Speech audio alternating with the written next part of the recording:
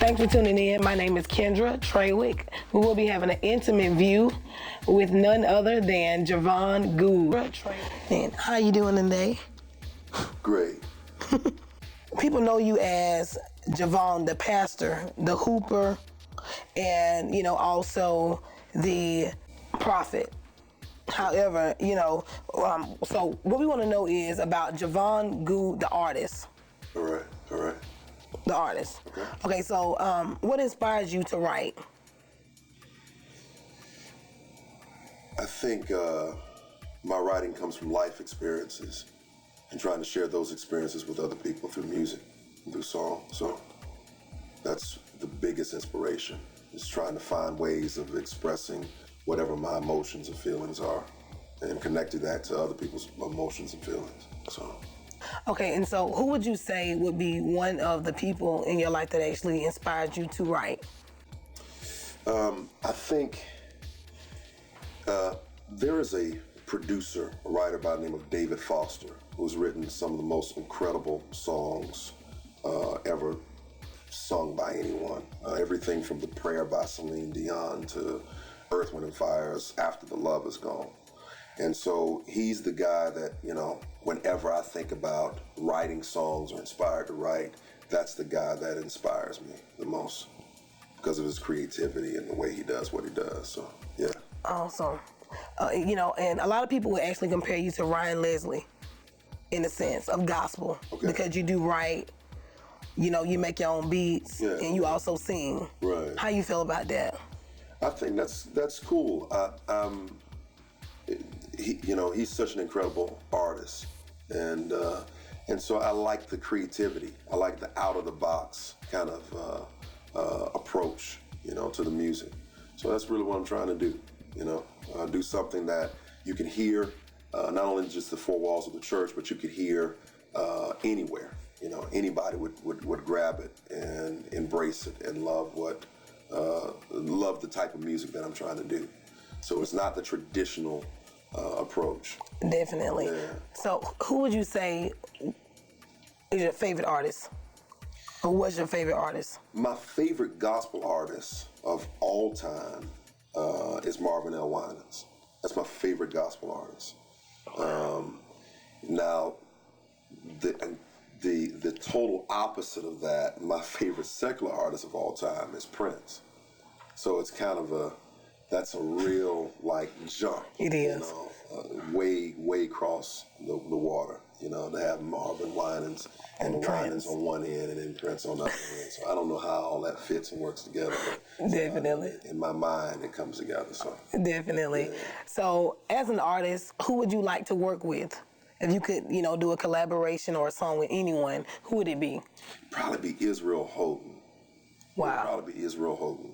Definitely. Because Israel is he's just such a creative genius and such a creative giant. So I would like to work with him and see how he flows and how he does what he does. So it would be really cool to do something with him. Yeah, he does a lot of good music. A lot of good music. Yeah. I love Israel myself. And so how long have you been writing? Wow. That would mean I would have to tell my age, for which I do not want to do. So That's fine. I've probably been writing. I probably wrote my first song when I was about 10. Yeah, wow. About 10. It wasn't good, but I wrote it anyway. It was yours. Yeah, it was. It was yours, and I mean, that's actually all that matters, is that it was your song. Yeah. Okay, and so is there anything that you're actually working on now? Yeah, I'm actually working on a new project right now. It's probably been, since 2001, my first project came out, and we did pretty good with it. But this project here is going to be a really good project, very eclectic. It's very out of the box. I'm calling it more of an urban inspiration. Okay. Kind of life song kind of thing. And so we're taking all kinds of different approaches to production, all types of different approaches to the song structures and things of that nature. So there's some worship on there, but it's not a praise and worship album. There's some real up-tempo kind of urban things that would put me in a total different market other than just gospel. So, you know, I could do things with Kurt Franklin one minute or do something with Jill Scott the next minute. So it's awesome. really eclectic. All around. Yeah. And so, you know what? I mean, and so with that being said, if you could choose a secular artist to work with, who would it be and why? You know, like I said, you know, Prince has always been a big inspiration.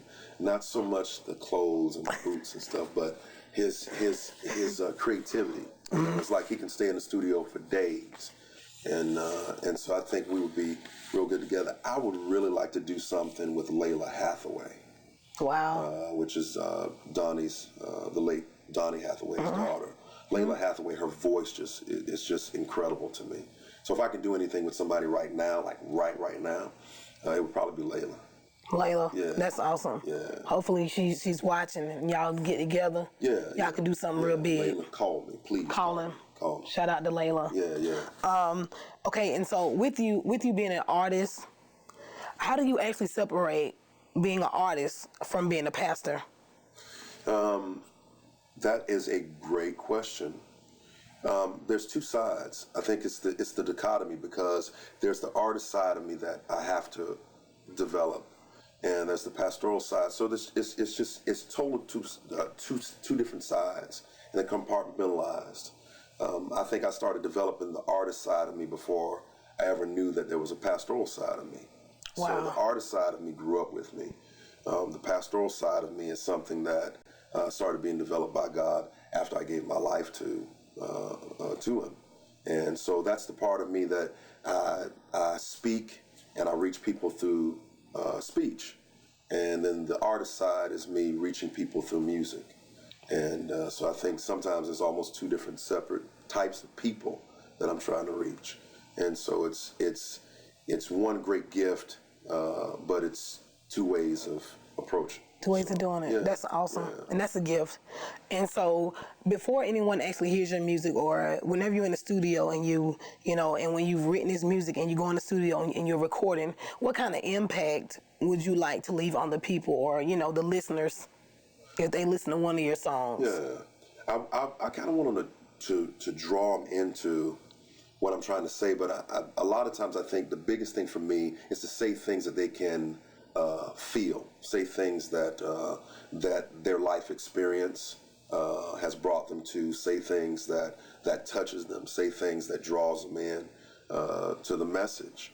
And at that specific moment, whatever they're dealing with or whatever they're going through, this specific song helps them to not only cope, but also to comfort, not only comfort, but also to get excited about life and to live. So I'm just trying to find that place while I'm writing and while I'm producing a song to reach a certain specific type of person. And so I'm thinking about those types of people. So if it's a dance track, I'm trying to see what it's going to look like for people to be dancing, you know what I'm saying? Exactly. Or what it's going to be for somebody to, be sitting down, listening to this song or driving, So I kind of try to envision what the response is going to be as I'm producing it. So, yeah. That's awesome. Yeah. That's awesome. And with you saying that, we have you and Michael Jackson share the same birthday. Exactly. Yeah. So, great people. Great people. Okay. Yeah. Okay. And so and from what I understand, you're already a big fan of Michael Jackson as well. Yeah, I was a huge fan. Back in my dancing days. I used to okay. You used to moonwalk? Moonwalk, okay. Got the curl, all that kind of stuff. Yeah. Okay. Yeah, okay. Okay. And so we could imagine that. I can imagine that. No, seriously, it was on point. You had the whole, like right here in the front. Baby hair and all that. Okay. And so where do you see yourself 5 years from now in the music industry, or where would you like to be? 5 years from now, I probably want to be doing more writing and more artist development. I like being an artist, but I'm real behind the scenes. So I really want to be producing more people and putting albums out with other people and songs heard on the radio and things of that nature. So, and still being able to do concerts whenever I feel like doing them and little small shows wherever I want to do them. So kind of just want to branch out all over the music industry, but more so developing other artists and writing. So that's really what I want to see myself doing. That's awesome. And so now you actually have a single out, Joy. Joy, yeah. Joy. Yeah. Okay, so what inspired Joy? Because when I hear Joy, I hear feel good. I hear somebody that's excited about life, and I mean it actually touched me. Yeah. So whenever you wrote Joy, what actually inspired you to do Joy? I was sitting with a friend of mine, and we were thinking about doing a track that people could wake up in the morning to. Because a lot of times it's hard for people to wake up in the morning, get up and be excited about the day. And so we just decided to put together this track that, like, as soon as you got up out the bed and wiped the sleep out of your eyes, you press play. Whether it's your iPod, your iPad, your CD player, whatever. And here's this song. It's kind of like the get out of the bed, get you going kind of song. Although it's still kind of mellow to it, but it's got a little beat to it. The message is real good, and it just kind of gets people, excited about the day, excited about life. So that was kind of the motivation behind it, and I think the motivation kind of met the message, and the music met the message as well, and it just came together. That's, and that's actually very true, because even with me, when I put in Joy in the mornings, I want to hear Joy on my way to work. Right. Because, even if I don't feel like going to work or whatever it is, you can put Joy in, and it kind of just soothes your day. Yeah. It's like, okay, regardless of my day. Right. So, I really think that the message that you was putting out actually, it really did touch the people, and it really did work. Right. So to speak. And so as far as Joy, where can people find Joy? I mean, all the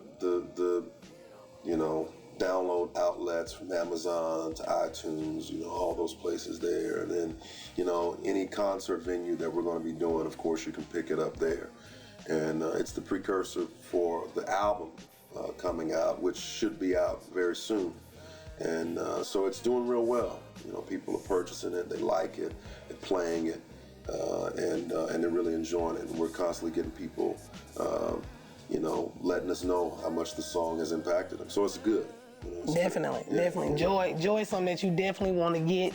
You want to put that in your CD player in the mornings, and you want to ride to work regardless of where you're going and how you feel. Yeah. Joy is definitely a song that I would definitely tell anybody.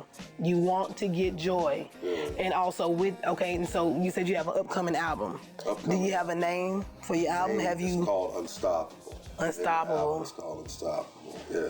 Yeah. Okay, and what is your name, Unstoppable?